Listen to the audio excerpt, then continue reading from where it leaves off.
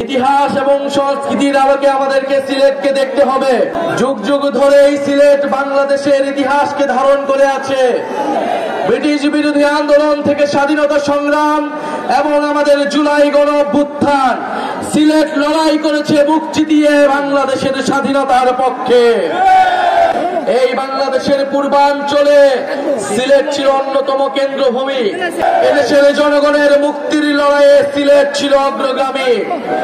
আমরা জানি 1947 সালে দেশ বিভাজনের সময় মাওলানা ভাসানীর প্রচারণায় এই সিলেট অঞ্চলের মানুষ পূর্ববঙ্গের সাথে থাকার জন্য রায় দিয়েছিল, কিন্তু আমরা আমাদের পূর্ণ সিলেট পাইনি।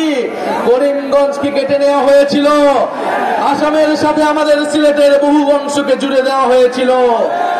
এই পূর্ববঙ্গকে ঠকানো হয়েছে সেই ব্রিটিশ আমল থেকে, সেই পাকিস্তান আমলে এবং আওয়ামী লীগ আমলে।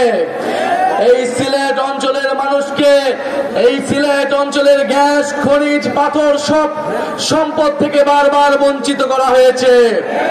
প্রিয় সংগ্রামের সিলেটবাসী, আমরা আজকে আপনাদের কাছে এসেছি জুলাই গণ অভ্যুত্থানে আপনারা যেই সাহসিকতার সাথে লড়াই করেছেন।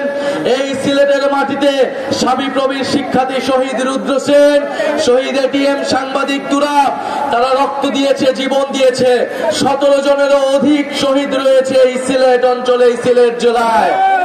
আমরা সেই সকল শহীদের উত্তরসূরি, আমরা সেই সকল শহীদের রক্তের শপথ নিয়ে নতুন বাংলাদেশ গড়তে আজকে এই সিলেটে এসেছি।